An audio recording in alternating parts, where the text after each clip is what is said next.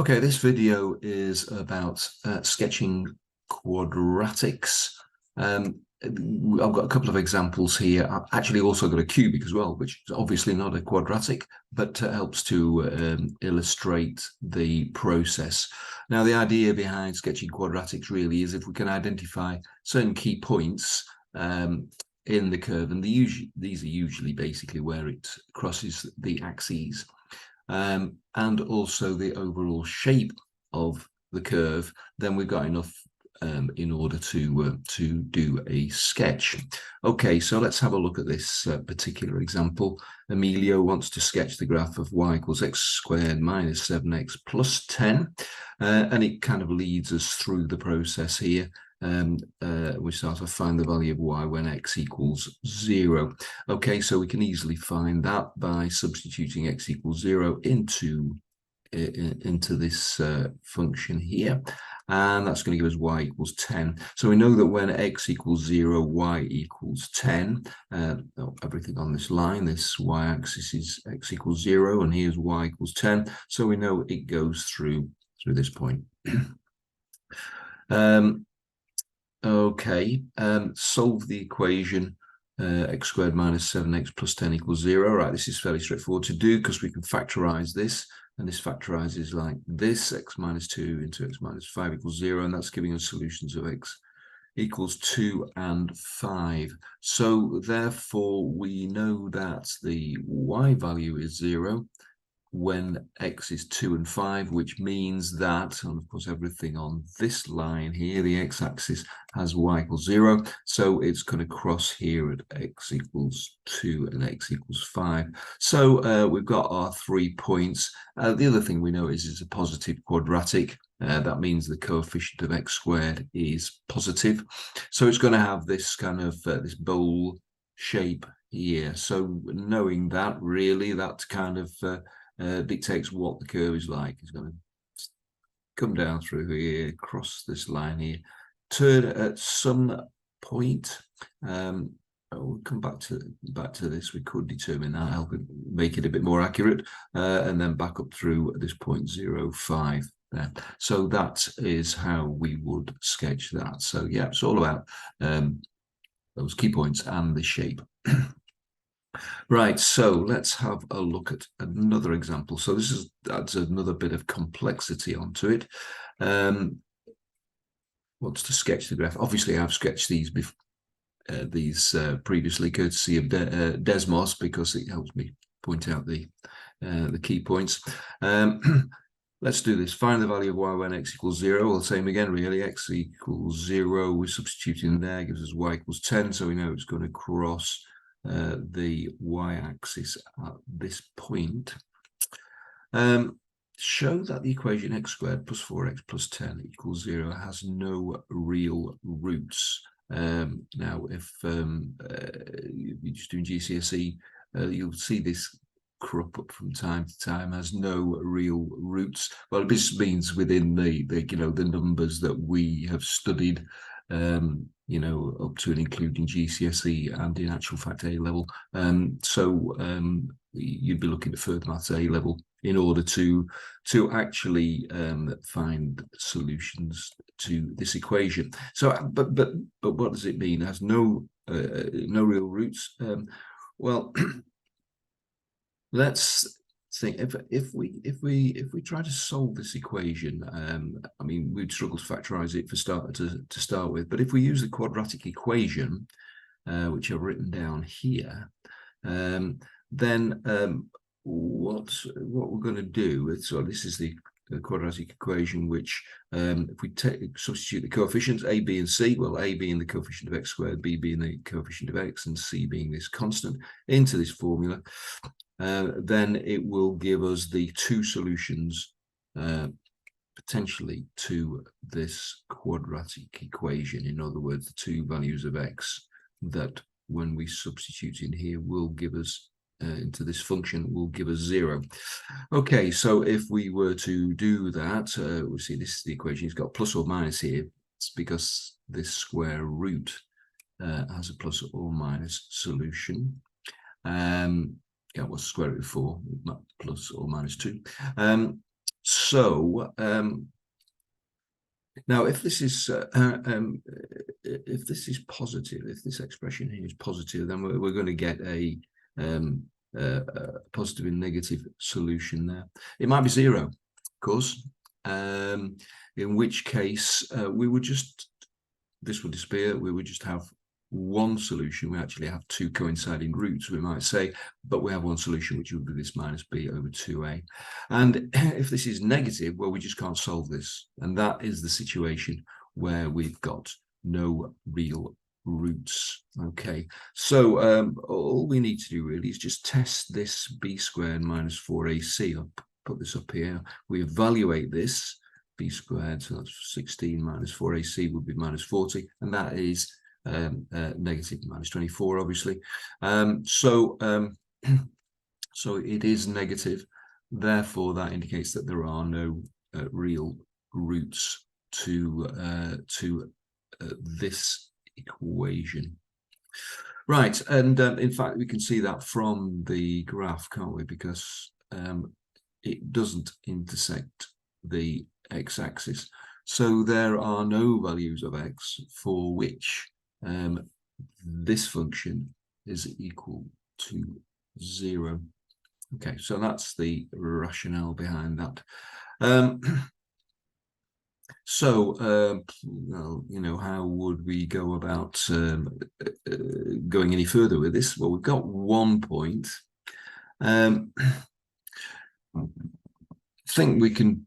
We know it's a positive quadratic as well. So, and in the case of quadratics, these are parabolas, and quadratics are symmetric about a vertical axis. You know, it kind of gives us an idea of what the shape is like. But we really sort of need to know this point here. Now we can work that out because it's quadratic. How would we do that? If you've done calculus, you would have one way of doing it, but there is another pretty straightforward way of doing it. If we were to rewrite the function, this, in this form, well, actually we want it in this form, but first of all, what we do is we have to do it in this form. What we're essentially doing is we have that 4. That's the kind of way we do it. This is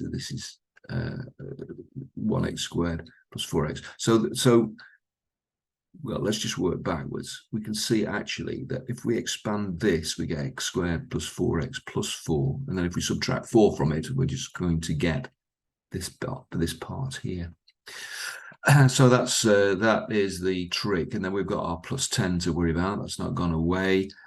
So we've actually manipulated it into that form, and then our minus 4 plus 10 becomes this. Now, what that says to us is that the minimum of this function occurs when x equals minus 2, and therefore, because we can see when x equals minus 2, this part is 0. If we go slightly the other way to either x equals minus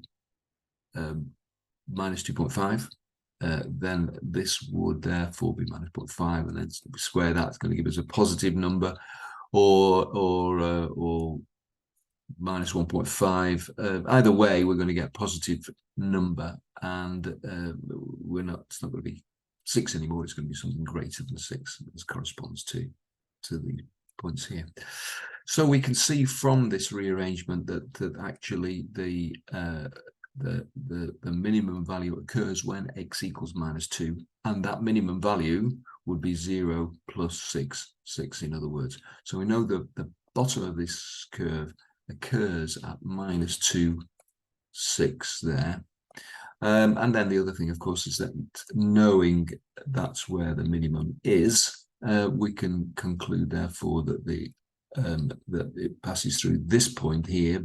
That would make it symmetrical about this vertical axis here. So we've got 3 points essentially there, and we know the shape being positive quadratic, so we can therefore sketch the curve. So that is how that works. So right, so just one final example then, and So video is really about sketching quadratics, but I think it's kind of useful to look at this example here. On the diagram, sketch the graph of y equals f of x for -3 to 4 and show the values of intersection with the axes. Okay, now if you haven't done function notation yet, or if you have done it, then that's fine. Skip the next minute or two. But if you haven't, then just a little sort of aside on function notation. See, this is it's kind of written slightly confusingly because these axes that they've given us have got x and y being the value that we calculate from this expression, but it's also written here as f of x. So we've kind of given our calculated value 2 letters really, f and y. So no matter really, it doesn't matter. You can have 2 names if it wants. The other thing though is with function notation we tend to write this sort of thing, f brackets x. Why do we do that? Well, really it kind of just denotes that we're calculating the value of f by some expression in x, and obviously this is the expression here. So that's the notation, and we can extend that in a way, because if we want to evaluate this, let's say when x equals 0, we would write this f of 0.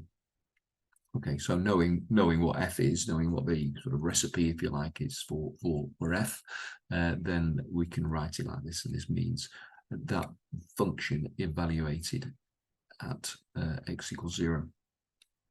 Okay, so that's just a little bit about function notation. Oh, and incidentally, I mean, we could equally have written this. We could have written it on the top of the top of this axis here, y of x. Same thing really. Right, so what are we going to do? Well, first of all, we want to see, what values of x actually give us a value of y or f of 0. And I think just by inspection we can see that this is the product of 3 factors, and if any of these 3 factors is 0, then the whole thing will be 0. So it's going to that's going to give us the fact that at x equals 0, -2 plus 2 is 0, and plus 3, then f of x or y, if we choose to call it that, will be 0. So we know that it goes through these 3 points here. So those are some key points. How about the shape? Well, the shape is determined, well, it's cubic. So with cubic graphs, we've got a kind of choice as to whether it comes, they have 2 turns in them, generally speaking, do cubics. So they'll either come up from the left to turn and carry on in the original direction, or they'll come down from the top left and do that. Well, it depends on the coefficient of x cubed. The coefficient of x cubed in this case, if we can see that we're going to multiply these x's together, we're just going to get x cubed. In other words, 1x cubed, and 1 being positive means it is this shape and not the other one. Okay, so it's up from the left. Okay, so right, well, now we know that. Yeah, we've got our shape, we've got our key points, and we can go ahead and sketch the graphs. And looks like this. I've just dotted it in, which is kind of quite a good way to draw curves, by the way. If you're rather than drawing a thick line and getting it wrong and having to rub it out, you just sort of build it up by a few iterations. Right, okay, so that really is that incidentally these the cubics are not necessarily symmetrical about a vertical axis. So the rule that we applied for the quadratic won't necessarily work here. So we go. So that is that. There is part B, which says expand and simplify this expression, which is easy enough to do, which is expand these two brackets on the right first, gives us that, and then multiply it out to give us that. So that's really about sketching polynomials, really, I guess. And we can apply the same principles to all sorts of functions. And you'll go on to study more complicated functions, exponential, log, trig, these kind of things at later stages in your maths career. But just for your GCSE and IGCSE, then really probably just doing polynomials like this. Okay, so hopefully that has been useful, and I'll see you next time.